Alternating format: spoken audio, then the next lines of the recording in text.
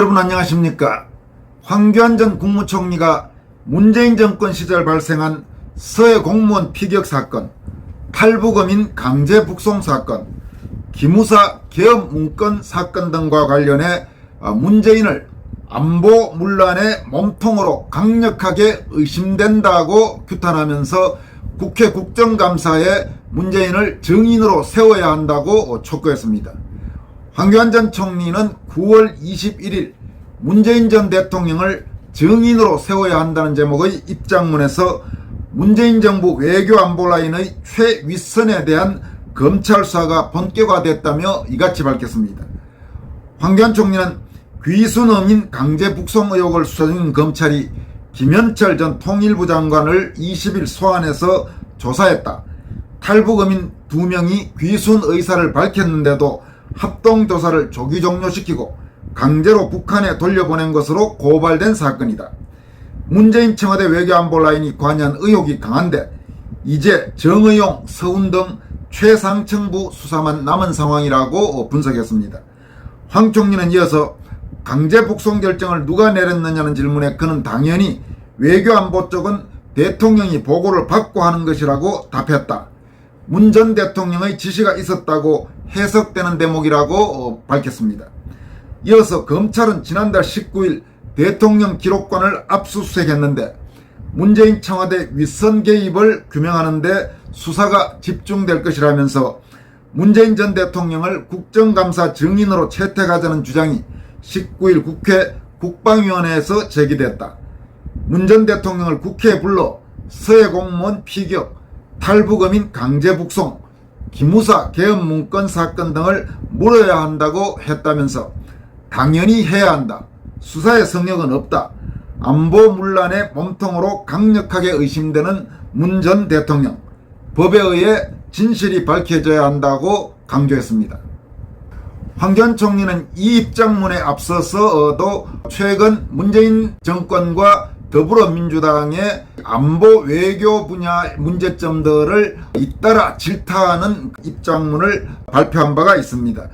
바로 얼마 전에는 문재인이 자신의 재임 시절 남북 합의에 대해 정부가 바뀌어도 마땅히 존중하고 이행해야 할 약속이라고 주장한 데 대해 국민의 억장을 무너뜨려도 유분수지 북한이 이미 일방적으로 합의를 파기한 것을 모르고 하는 말인가라며 도대체 그는 무슨 생각을 하는 것인가라고 문재인을 정면으로 겨냥해서 직격탄을 날렸습니다. 황교안 총리는 약속은 어느 한쪽만 지키는 것이 아니다라는 제목의 입장문에서 문재인 전 대통령은 자신의 재임 시절 남북 합의에 대해 정부가 바뀌어도 마땅히 존중하고 이행해야 할 약속이라고 했다. 도대체 그는 무슨 생각을 하는 것인가? 국민의 억장을 무너뜨려도 유분수지 북한이 이미 일방적으로 합의를 파기한 것을 모르고 하는 말인가라고 물었습니다. 이어서 북한은 2018년 9.19 남북 군사합의를 맺었지만 2019년 초 비핵화 사기극이 만천하에 들통나자 대놓고 합의를 위반하기 시작했다. 북한의 군사합의 위반에는 눈을 감은 채 정치적 쇼였던 남북 정상회담을 새 정부가 지키라고 촉구하는 문재인이다라면서 과연 이것이 국민이 원하는 것인가라고 문재인에게 직격탄을 날렸습니다. 황 총리는 또 처음부터 북한이 약속 이행의 진정성을 가지고나 있었는가라면서 북한의 김정은은 지난 8일 핵무기 사용 지침을 법제화하고 언제든지 핵무기를 사용할 수 있다고 천명했다. 하지만 일촉즉발의 위기에서 윤석열 정부의 대북 대응 태세는 확고하다.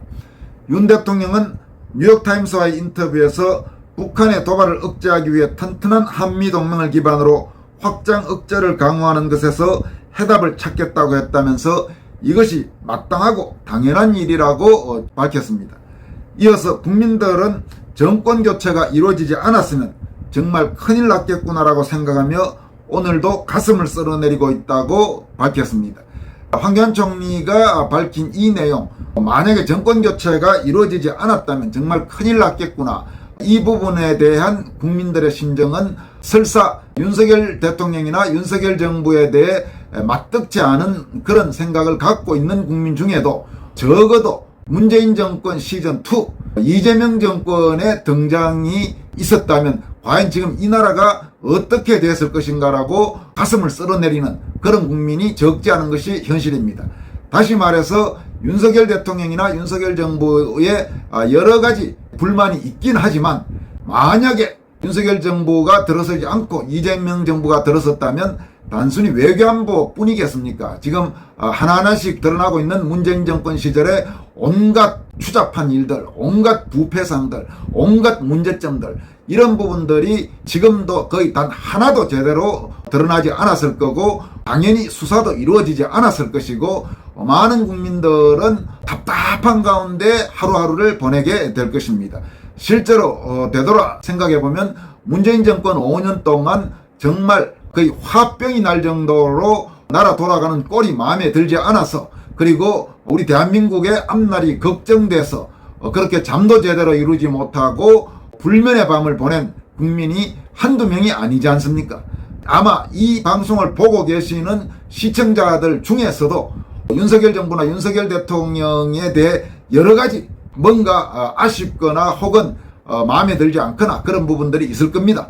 그건 저도 마찬가지이고 여러분들도 비슷하리라고 생각합니다만, 다만 그래도 이재명 정권보다는 윤석열 정권이 등장해서 적어도 대한민국을 위해서는 훨씬 나은 결과였다는 것은 부인하기 어려울 겁니다. 물론 비좌파 성향 일부 지식인들 중에도 윤석열에 대해서 이재명 못지않게 극도의 반감, 극도의 정오감을 갖고 윤석열 정부에 대해 좌파 못지않게 하나하나 모든 부분을 맞듣지 않게 보고 비난하는 모습도 나타나고 있습니다만은, 그러나 그나마 정권 교체가 이루어졌기에 문재인 정권 시절에 저질러졌던 많은 일들 중에 조금씩이라도 하나씩 진실을 규명하는 작업이 시작됐다는 점, 그 부분은 우리가 인정하지 않을 수 없을 것입니다. 물론 여러 가지 부족한 점이 많죠. 특히 이 방송을 보고 계시는 시청자들 중에는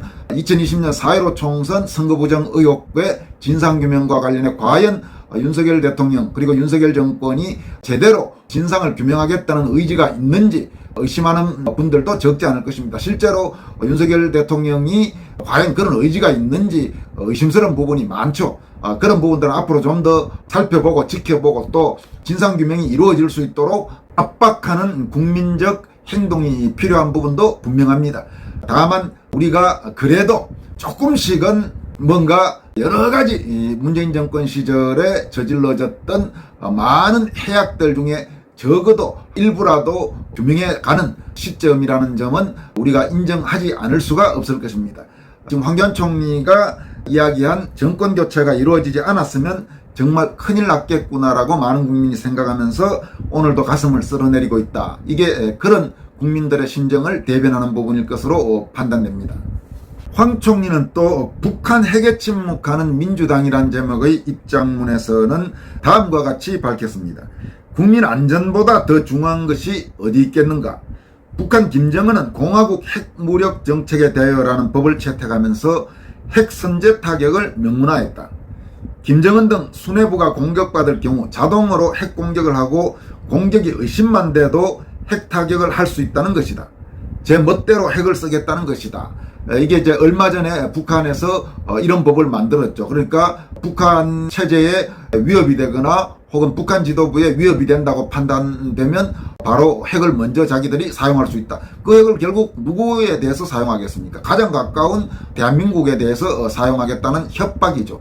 과거부터 지금까지 최근까지 역대 좌파 정권들이 북한에 퍼주었던 그 수많은 돈들이 결국 이런 식의 대남 협박, 대남 공갈 그런데 사용돼서 지금 우리 국민의 생명과 재산과 안전을 위협하는 그런 상황이 된 것입니다.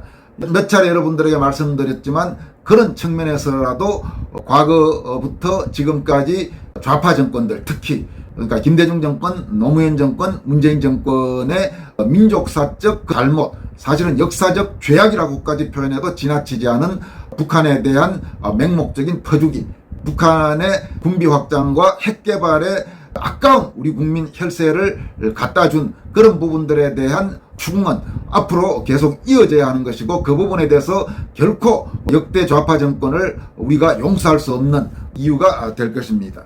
황교안 총리는 이어서 김정은의 피해 망상만으로도 핵으로 공격할 수 있다.